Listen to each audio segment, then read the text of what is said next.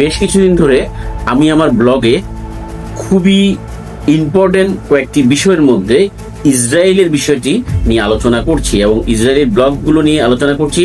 তার মধ্যে উল্লেখযোগ্য একটি ব্লগ ছিল ড্যানিয়েল ওয়েসিস, যে ভয়ঙ্কর মহিলা নিয়ে আমি কথা বলেছি। তার মূল উদ্দেশ্য গ্রেটার ইসরায়েল করা। সেই বিষয় কি জন্য, কিভাবে বা প্রতিটা ইসরায়েলের যে উদ্দেশ্য নিয়ে পুরো বিস্তর একটি ভিডিও আমি উল্লেখ করেছি যে আসল উদ্দেশ্যটা কি ইসরায়েলের, এবং সেটা প্রমাণিত হলো গতকাল।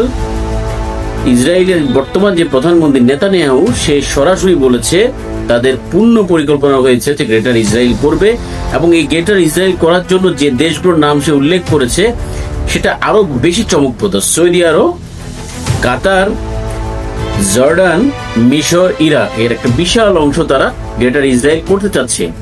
এই যে যাদের নাম আমি নিলাম, তারাই কিন্তু তাদেরকে হেল্প করছে এই ফিলিস্তিনিবাসীকে মারার জন্য। ভবিষ্যৎ কিন্তু তাদের সেই ফিলিস্তিনিবাসীর মতো হতে যাচ্ছে কিনা সেটা এখন দেখার বিষয়।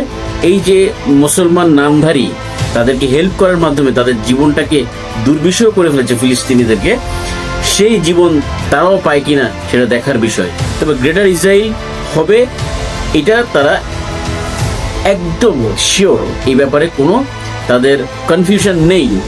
কিয়ামত খুব কাছে চলে এসেছে, সেই বিষয় থেকে বলা যায় যে এটিও খুব বেশি দূরে নেই।